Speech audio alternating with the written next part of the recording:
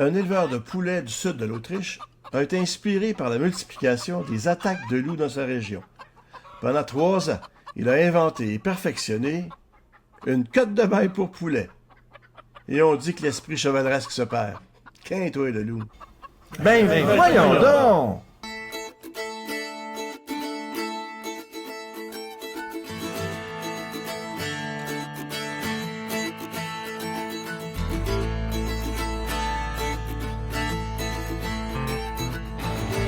Bonjour, mesdames, messieurs. Bienvenue à une autre édition de Ben voyons donc. André Mondeau au micro, accompagné de Michel Payet. Bonjour, Ben Michel. voyons donc! Salut André, comment ça va? Toujours enthousiaste, nos rendez-vous hebdomadaires.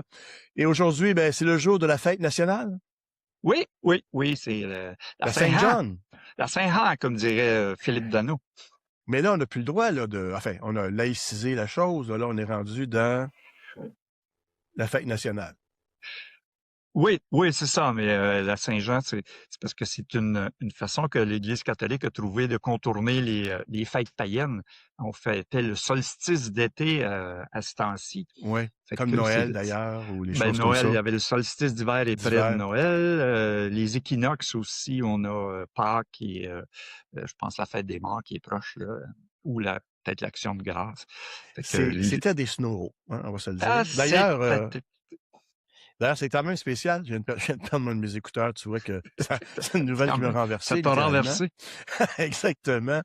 Et puis, j'ai toujours trouvé bizarre aussi que dans la parade, à l'époque, on était jeune, les parades de Saint-Jean, c'était un petit bébé avec un mouton. Tu sais, un gang de moutons. C'est un petit peu emblématique de notre situation nationale comment est-ce qu'on peut dire ça? Révolution. Révolution tranquille. Exactement. Je cherchais le terme. Bon. Ben, écoute, Michel, on a plusieurs nouvelles cette semaine. Oui. Moi, j'en ai une que je trouve intéressante parce que c'est le génie humain à l'œuvre. D'accord. Il y a un monsieur qui est à la petite ville de Seaside, en Californie. Okay. Et puis, ben, il y a un bateau de pêche, style à l'américaine, là, tu sais, c'est pas un gros yacht de pêche commerciale, mais c'est un sorte de bateau, là, avec un auvent, là, tu sais, que tu peux mettre par-dessus, puis bon. Alors, évidemment, lorsqu'il n'est pas en train de batifoler sur l'élément aquatique, le dit bateau est dans l'entrée de garage.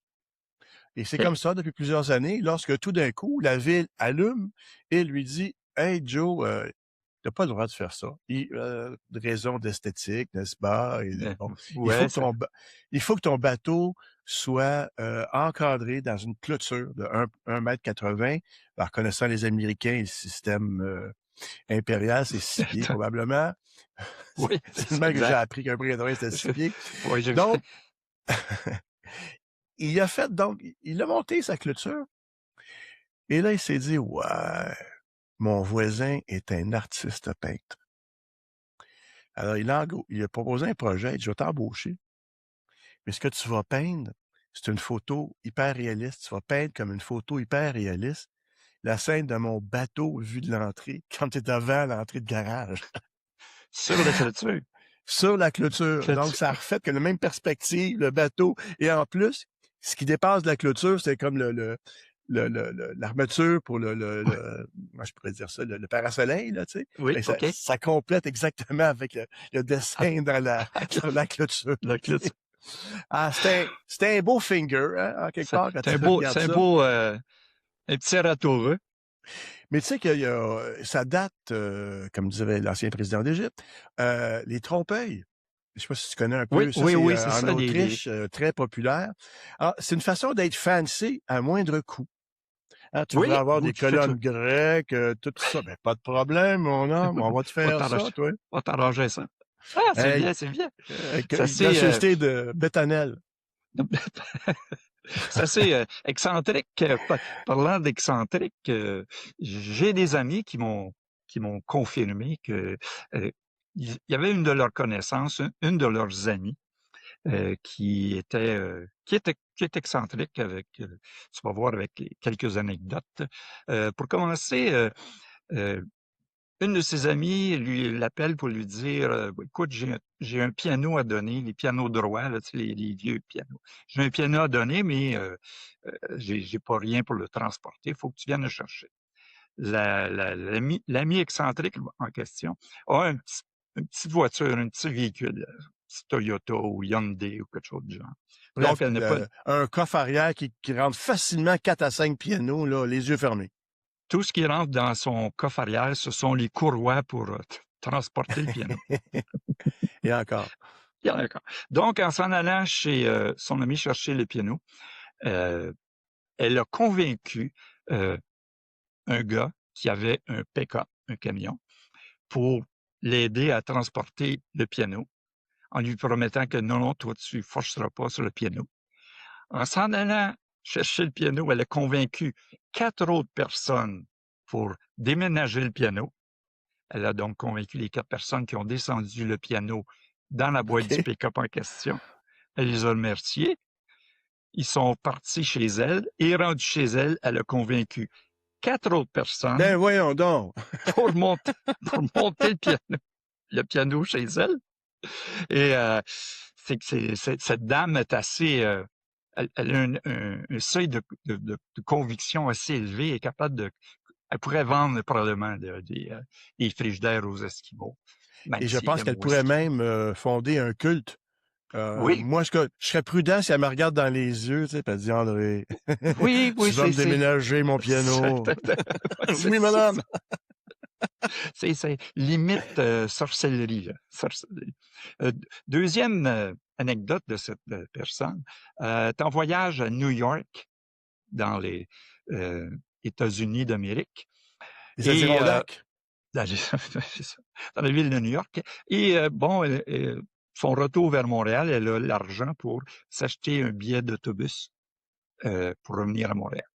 Chemin faisant, lorsqu'elle se dirige vers le terminus, vente de trottoir ou vente de garage quelconque, elle aperçoit un beau vélo qui est là, qui est à vendre et qui correspond au prix du billet d'autobus.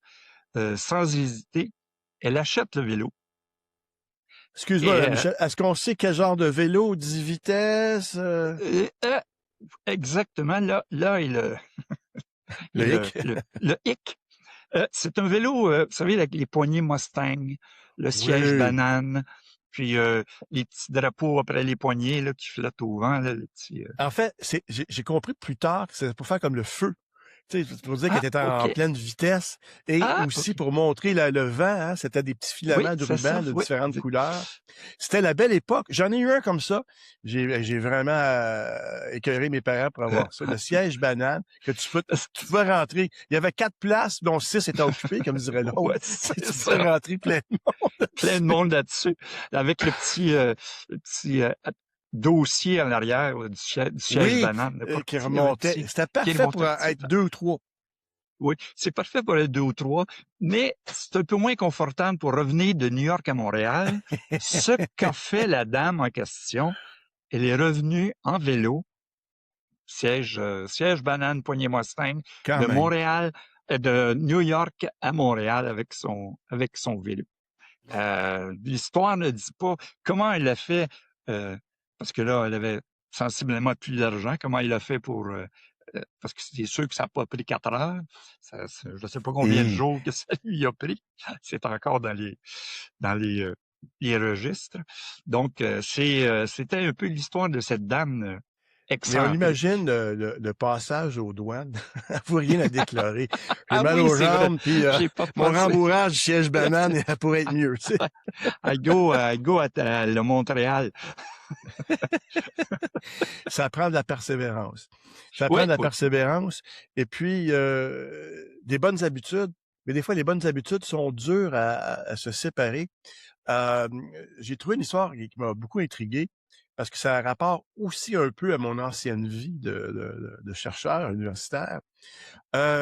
Savais-tu, mon cher Michel, qu'il y a en Corée une problématique où le monde sont bien divisés. Il y en a qui sont très pour, d'autres qui sont très contre. C'est des applications d'achat, mais que tu fais pas d'achat. Applications d'achat sans achat. OK. Sans achat. OK? C'est en Corée du Sud. Et l'idée, c'est que c'est comme des vraies apps. Alors, tu peux voir les produits, les descripteurs, laisser des avis, payer, mais sans payer, et même livrer, mais ils vont simuler, tu vas checker où ce qui est rendu, tu sais, pour faire le suivi du transport, tu sais. OK. Et écoute, et même certains sites vont même chercher leurs informations, ils vont les puiser sur les sites des vrais produits. Alors, on nous dit que, ben, dans le fond, si t'as pas d'argent, t'en as moins, puis t'as le goût quand même. Sauf que, ce qu'il faut savoir, c'est que une des denrées rares en ce moment dans l'économie du numérique, c'est l'attention, le temps présent, Oui, hein, le temps OK. de la jouissance, hein. Et Immédiate. quand, oui, et en termes physiologiques, ça s'appelle de la dopamine. Alors, t'as un petit high parce que, ouais, j'ai acheté quelque chose, oui. Et c'est là-dessus que la plupart des applications slash en temps réel ou de gratification vont jouer. Te garder en ligne le plus longtemps et te dresser, entre guillemets, pour y revenir. Et d'ailleurs, c'est carrément ce que Food Never Comes. Ça, c'est une des applications. Food Never Comes, tu sais quoi? C'est comme tu commandes chez des Uber. Mais tu commandes pas vraiment Uber. Tu fais juste faire les processus. Alors, imagine à quel point ça peut être addictif que tu as besoin d'une application d'achat, mais fausse. C'est-à-dire que tu as le trip d'avoir commandé, la dopamine de l'instant présent, mais tu es dans un petit Et circuit et fermé. pour obtenir cette application, tu dois débourser un montant ou c'est J'imagine pas que oui. Je pense pas que le bénévolat soit à ce point soit répandu. ce point. Mais tu sais, on nous dit, ben c'est ça, tu sais, c'est tant qu'à faire. Si tu veux avoir la même petite décharge, ça te coûte moins cher. Mais ça nous indique bien où on est rendu en ce moment avec les algorithmes, tu sais, qui renvoient ce Ouais, qu'on aime. Parce que nous, on parlait, ou on parle encore, de behaviorisme cybernétique. Hein? C'est stimuler, réponse. Et ce genre d'application, c'est carrément là-dedans. Donc, voilà, ce sont cette espèce de d'applications bidons, mais qui sont pas vraiment, et que c'est un peu triste quand tu y penses. Moi, je fais partie de ouais, ceux qui trouvent ça, wow, OK, c'est pas un bon signe, je pense. Mettons. Parlant d'applications, il y a des chercheurs japonais qui ont dévoilé un robot moine alimenté par l'intelligence artificielle ils appellent ça un Bouddharoïde. Bouddharoïde, qui est capable, sans eux, de prodiguer des conseils spirituels, puis peut-être un jour pallier à la pénurie de bonzes, car il y a de moins en moins de jeunes personnes qui s'en vont, qui veulent devenir des bons, des moines bouddhistes. Ils veulent Fait que là, devenir des bons amis, des bons, pas des bons bouddhistes. des Fait que là, bons amis. si on projette, parce que ça doit être la même chose dans toutes les religions, et dans la religion catholique, en effet, il doit y avoir de moins en moins de personnes qui veulent devenir prêtres. Fait que si on propose un tel remplacement pour les prêtres catholiques, qu'on aurait à ce moment-là des robots qui remplaceraient les curés, ben nous, on pourrait les appeler les abéroïdes. Ça pourrait Oui. être une suggestion. Mais je vois déjà un problème.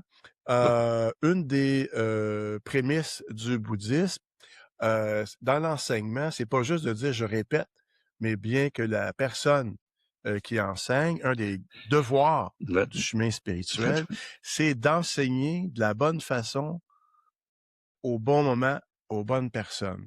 Or, là, tes moines robots, il n'y a pas de mise en Ils vont pas contexte. être capables de voir Ils cette vont te nuance. réciter ça direct de même. Et ça serait dommage parce que c'est drôle que tu me dises ça parce que je suis en train de lire beaucoup ces temps-ci sur le bouddhisme. Et d'ailleurs, un des chapitres que j'ai lu portait là-dessus, tu vois, coïncidence, qu'effectivement, quand tu as un maître, c'est pas quelqu'un qui fait juste vomir, ça prend quelqu'un qui peut s'adapter, etc. Puis ça en dit long, hein, on peut... Tu sais, la machine, ce qu'elle fait, c'est formidable. Tout ce qui est répétition au même, elle va te le faire sans fatigue, sans problème. Et le problème, c'est que on répète pas toujours le même, on crée des affaires, puis il y a des affaires qui se créent, comme ton ami qui décide de revenir en bicyclette sur un Mustang banane, toi, une bicycle Mustang banane, tu sais. C'est un peu ça aussi, hein, l'émission, ben voyons donc, c'est de dire, hey, à part l'automatisation qui prend plus de place dans nos vies, il y a toujours quelque chose. Parce que moi, D'ailleurs, ce que je voulais aussi conclure sur l'histoire des robots des boudaroïdes. Moi, je propose de libérer les infirmières qui travaillent pour Emma Québec, dans les cliniques de sang, là, les remplacer par des robots pour Mais ça n'a pas de que bon sens, mais voyons donc! faut libérer les infirmières pour qu'elles puissent rejoindre leurs consoeurs et leurs confrères. Puis à ce moment-là, on pourrait les remplacer par des robots. Et ces robots-là, on pourrait les appeler, étant donné qu'ils travailleraient pour Emma Québec, on les appellerait les hémaroïdes. Ah, Là, ben j'ai pas ma pourquoi? petite clochette à toutes les fois que je fais une blague plus ou moins rigolo. Sais-tu quoi? On va s'arranger pour qu'on aille ça sur le comptoir. Oh, c'est ça, Blague, ting! Ding ding! L'émission qui n'arrête pas de grandir, mesdames, messieurs. Oui. Ben, écoute, moi, j'ai juste une crainte avec tes roboroïdes. Ce sera mes propres hémorroïdes. On s'est Ouais, trompé de c'est prise ça. de sang. Mais surtout que j'imagine l'erreur de programmation. Oh! Oui. Oh, C'était 20 millilitres de sang et on s'est trompé de 2 positions de virgule. Ça a donné 20 litres. Où est-ce que M. Tremblay? on a enlevé le M. C'est la mode blanche là-bas, là. Ouais, J'ai c'est dessus, tu sais. La science, c'est presque fini. Non, bougez pas. Puis quand t'as fini, tu te donnes un suçon. Ouais, c'est ça. Ou un muffin ou un biscuit. T'sais. Voyons, M. Tremblay, prenez votre muffin. Pas cette fois, je peux le mordre. On espère qu'on n'en sera pas rendu là. Hey, on essaie d'avoir un segment un petit peu plus long et non pas un segment de nez. Ça, c'est pas pareil. Ça, c'est quand tu parles du nez. Alors, j'ai trouvé plusieurs histoires sur les chats au théâtre, toi. Au théâtre. Oui, monsieur. La chose qui a déclenché mon attention, mon intérêt, le 10 juin dernier, la compagnie impériale de ballet russe, alors attention, là, ça c'est peut-être pas les Bolchoï, là, mais bon, on comprend que le ballet en Russie, c'est quelque chose. Alors, il donne une représentation de Roméo et Juliette en Turquie. Et lors de la scène culminante où Roméo est là, mort sur le plancher, parce qu'il pense, bon, on connaît l'histoire, il y a un chat roux. Tadam, tadam, tadam, tadam. Avant ça, puis on voit le vidéo, OK? On va mettre le lien dans le descripteur de l'émission. Alors, tu vois le chat qui s'avance. Puis, pas de gêne, pas de problème, tu sais, style, ouais, all right, man, OK, qu'est-ce qui se passe ici? Il voit la personne sur le sol, s'approche de sa tête, tu sais comment est-ce qu'ils font?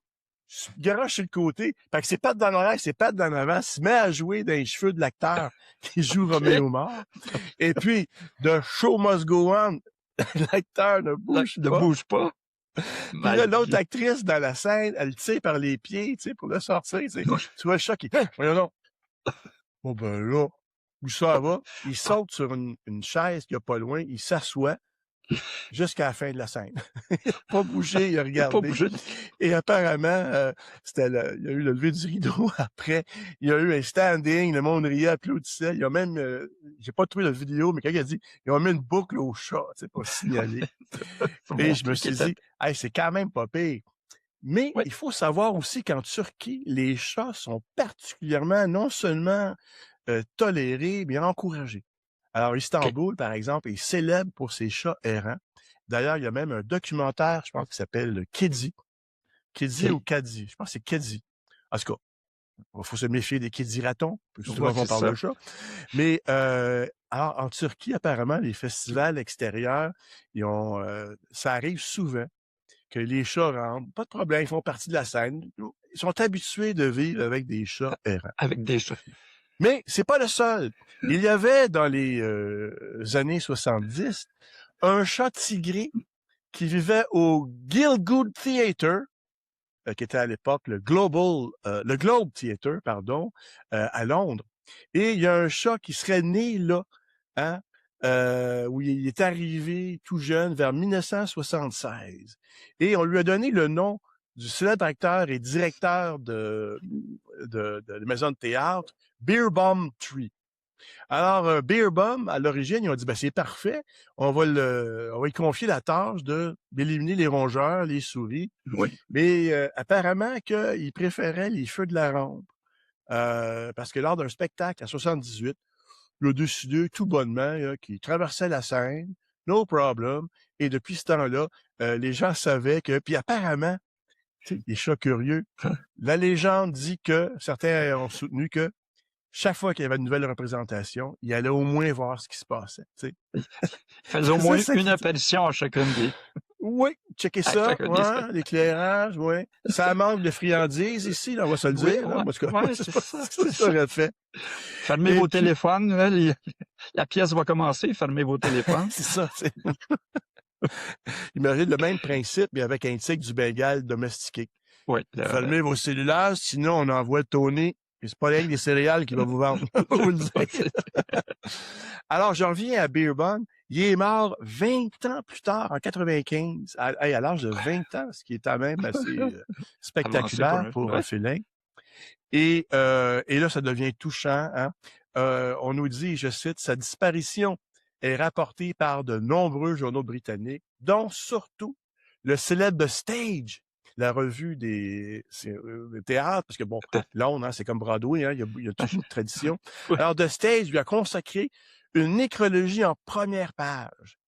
Et à ce jour, c'est la seule fois qu'un chat a reçu un tel hommage. Ah, ouais, c'est bien. Maintenant, un dernier, hey, je te dis que j'ai été chanceux. Ouais, t'étais... J'étais hot. J'ai trouvé sur Reddit.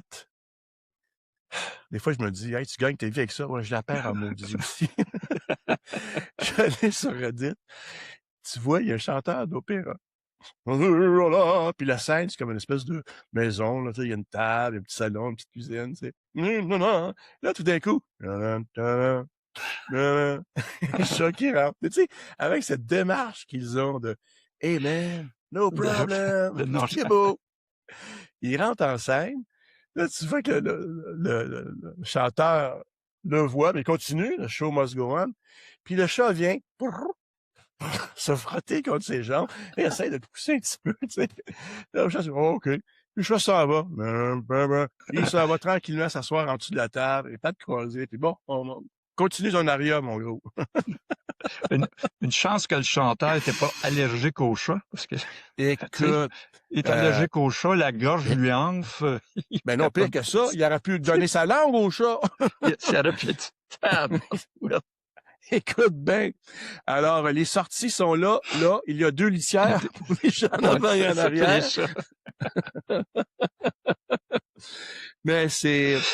Tu sais, ça renvoie les animaux, hein, sont des entités sensibles. On parle de bouddhiste tantôt, hein, de bouddhisme. Ouais. Ben oui, et on le voit là. Moi, par exemple, j'avais un chat il y a longtemps, Freud. Quand je mettais du Zappa, puis pourtant Dieu sait que c'est, comme on dit en anglais, a very acquired taste. C'est comme la Guinness pour les oreilles. Ça pour la première fois. Et ben le chat, il se couchait, pas de problème. Ils ont toute leur personnalité, hein. D'ailleurs, on dit que les chats ont 3 noms. Celui que tu leur donnes, celui que tu aurais dû leur donner, et celui qu'eux seuls savent. Je devrais peut-être faire écouter Angine de poitrine, peut-être, à mon chat. Ça, mon chat, faut que je le brosse. Il y a des nœuds de poils. Mais fais écouter Angine. Je vais essayer ça. Écoute, mon cher André, je suis là. Dans un autre ordre d'idée. En 564 avant Jésus-Christ. Ben, je pense que... Ça date pas, je faisais... Non, j'étais pas là. Ah, t'es pas là. J'étais participé. Il y avait, lors de la finale olympique, hein, c'était les Olympiques de l'Antiquité, lors de la finale du pancrace. Le pancrace, le P-A-N-C-R-A-C. Qu'est-ce que c'est? C'est un mélange de boxe et de lutte. C'est l'ancêtre. Ben c'est ce qu'il y avait à la Maison-Blanche la semaine passée. Exactement, le pancrace. Mais à la Maison-Blanche, c'était pancrace, P-A-N-C-R-A-S-S-E. C'est ça, change-le. Ah oui. Oui, c'était classe. C'est un combat qui est presque dénué là, de restrictions, un peu comme le WWC et ces choses-là, les combats extrêmes, là, les coups de poing, les coups de pied, tu peux quasiment faire ce que tu veux.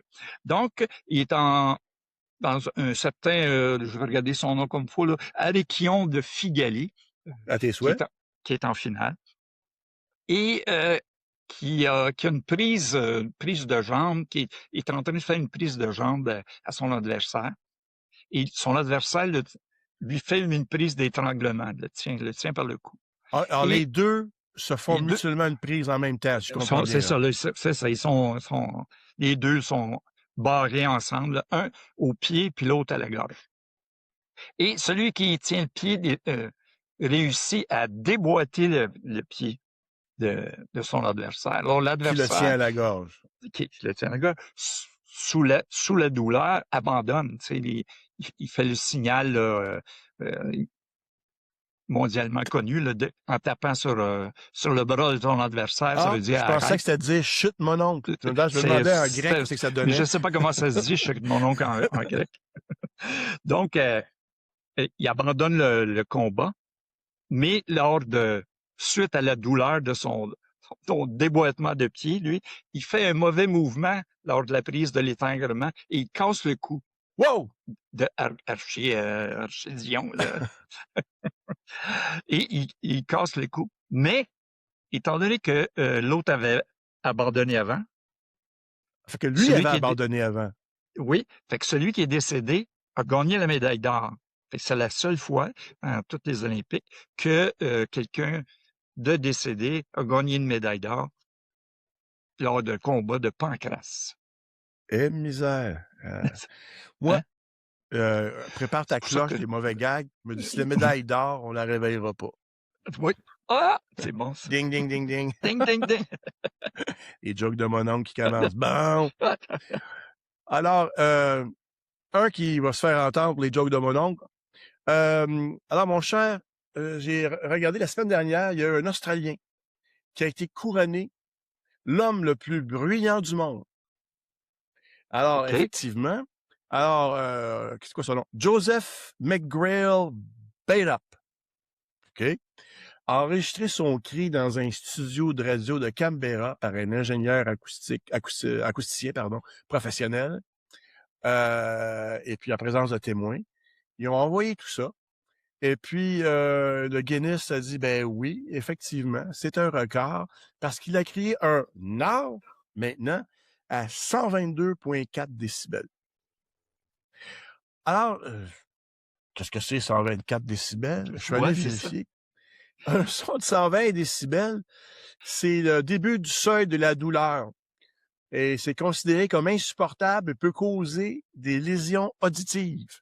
OK. Ciel. À 120. Oui, à 120. Lui, il est à 122.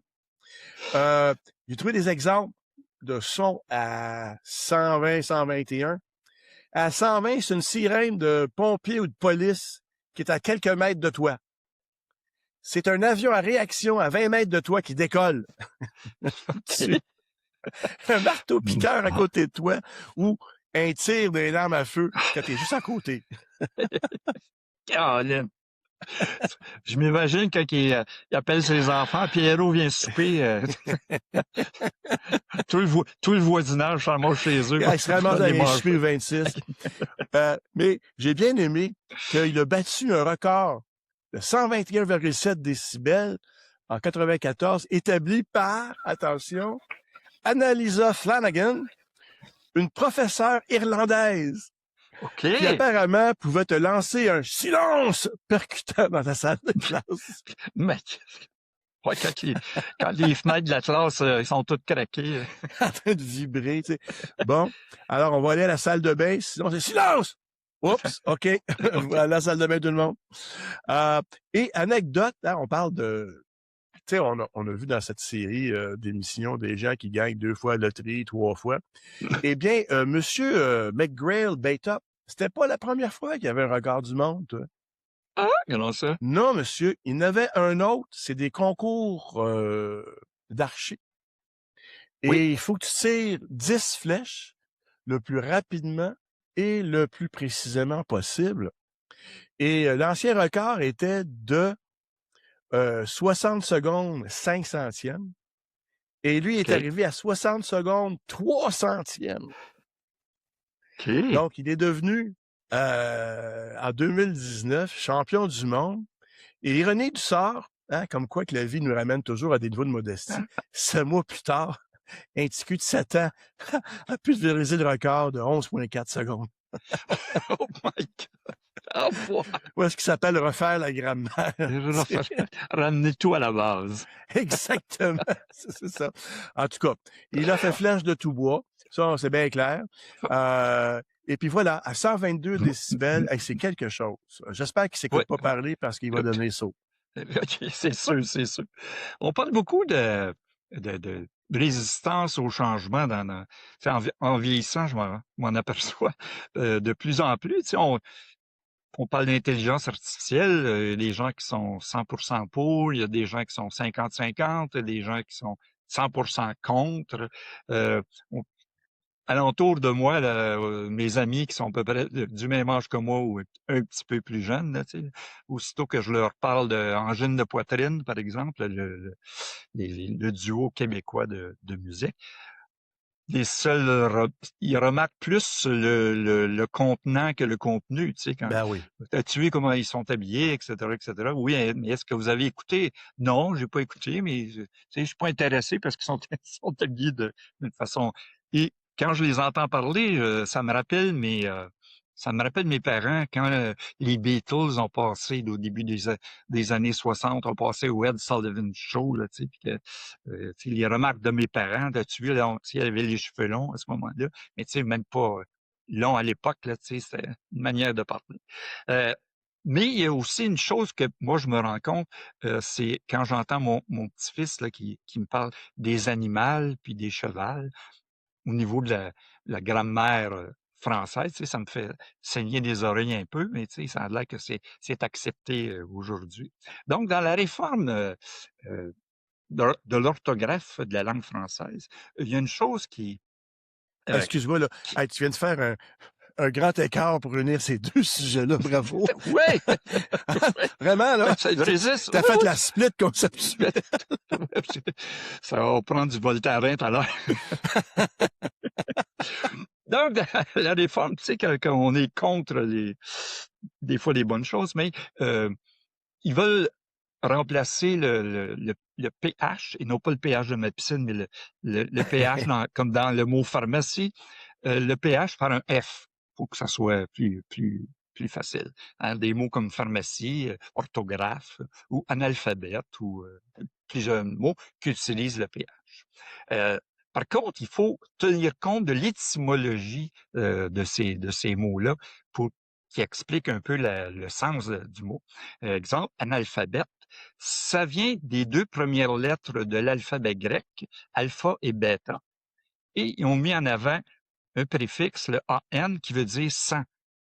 Ce qui veut donc dire que quand tu fais AN avec alpha, bêta, ça veut dire que c'est quelqu'un qui ne sait pas lire, qui ne sait pas écrire, qui connaît pas les lettres. Analphabète, c'est ce que ça veut dire. Mais si tu remplaces le PH dans analphabète par un F, ça change complètement l'étymologie du terme. Je te vois venir. Parce En que fait, je là, te sens venir même. parce que là, s'il tombe avec anal, qui est le début, qui a rapport à l'anus, ensuite, tu as fa, F-A, qui est la quatrième note de musique dans le solfège. Et tu finis avec bêta, qui veut dire une personne qui est un peu sotte, un peu idiote.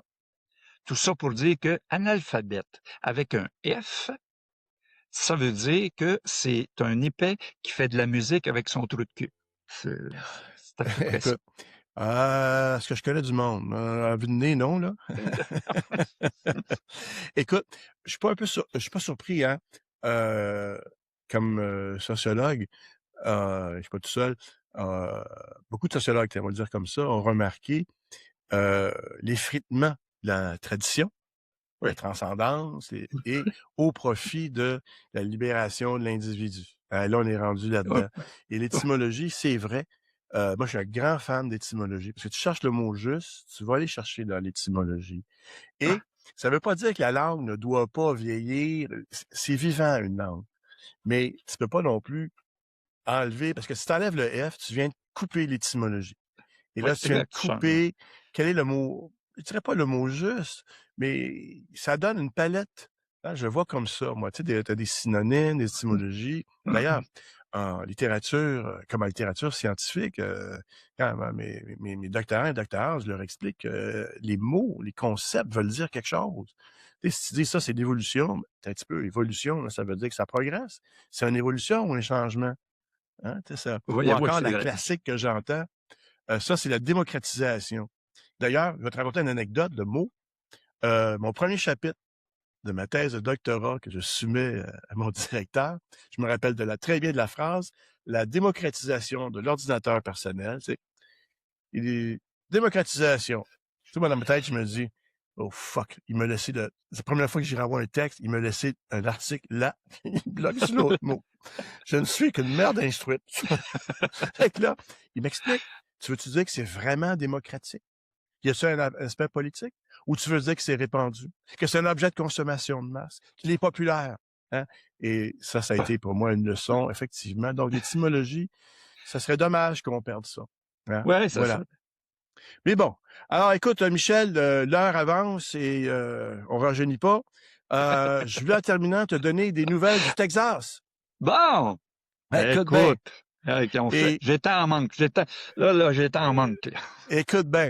Texas et nos amis les animaux. Parce qu'on a eu notre OK. kangourou à Boucherville la semaine passée. Oui, oui. Alors écoute, il y a 2 jours de cela, le 22 juin, il y a un camion qui a renversé, tiens-toi bien, il a pris un virage et il avait 22,7 tonnes d'abeilles dans sa Oh! cargaison. C'est à peu près OK. 2 millions d'abeilles. Pogne le virage, la cargaison, 2 millions d'abeilles on the loose pas loin d'un quartier dans Orange County, une petite OK. banlieue. Alors, les autorités de Real County ont demandé aux gens de rester chez eux le temps qu'on puisse rassembler et aller porter les abeilles là où elles devaient aller, c'est-à-dire une miellerie locale. Ah! Et l'histoire a quand même un petit côté de fun. C'est que même si c'est des gens qui étaient des compétiteurs dans la vraie vie, tout le monde s'est donné la main pour aller aider les chauffeurs qui sont sortis indemnes, Dieu merci, et de ramasser, parce que ça doit coûter une beurrée, là, 22 tonnes d'abeilles, là, tu sais. Ça, c'est-tu comme des bergers australiens, là, les chiens qui rassemblent les moutons? Là, ils envoient un chien pour ramasser les T'entraîner abeilles. tes chiens pour ramasser les abeilles. Tu sais, un petit masque là, Avec grillagé. quelque chose sur le museau. Va me chercher du miel de trèfle là tout de suite. Mais attention, 2 jours plus tard, hein, au Texas. Alors, ça, c'était vraiment intéressant. Alors, le lendemain, le 23 juin, les autorités de Real County au Texas indiquent aux gens, on a besoin de votre aide parce que d'un refuge d'animaux, il y a une girafe qui s'est échappée. Et on vous demande votre aide pour aller chercher la girafe, si vous la voyez. Et j'ai bien aimé, dans le communiqué, cette petite chose. On nous précise que Gracie a les oreilles arrondies. Ah bon? J'ai vu des girafes au Texas, mais c'était pas la bonne! C'est une façon de la reconnaître, elle a les oreilles arrondies. C'est comme les éléphants d'Afrique et les éléphants d'Asie, tu sais. Alors, c'est pas n'importe... Alors, amis, nos amis texans, c'est pas n'importe quelle girafe, c'est celle qui a les oreilles arrondies. Donc, essayez pas de délivrer une pauvre bête dans un zoo, quelque chose. C'est pas ça qu'on veut. Celle qui a les oreilles pointues, laisse-la aller. Exactement. Va, vis ta vie! Touche pas. Michel, c'est l'heure de se dire bonjour. C'est toujours un plaisir. On se revoit la semaine prochaine. Avec plaisir. Et on a oublié d'en parler tantôt lorsqu'on avait l'histoire de ton ami là, qui apparemment pouvait commander à des gens de devenir des zombies, de faire ce qu'elle veut, du moins qu'un piano. Tout le monde était d'accord. Bon, excusez. Bon, jeu de mots. On invite les gens à nous écrire. Hein, on va se partir à une adresse de courriel. Je vais le mettre ici dans le bas. Soit ben voyons donc à Gmail ou mon adresse personnelle. On verra. On va mettre ça ici en bas. Et si vous avez des histoires qui vous sont arrivées, ou vous connaissez des trucs qui vous font dire voyons donc! Allez-y. Alors sur ça, on vous souhaite une bonne semaine. Une bonne semaine avec garder les oreilles ouvertes et les yeux bien ouverts également pour l'imprévu. Et soyez reconnaissants on vit notre vie pour la première fois tout le temps. Oui, Bye tout le monde! Bye Michel! Bonne semaine! Salut, bonne semaine, salut.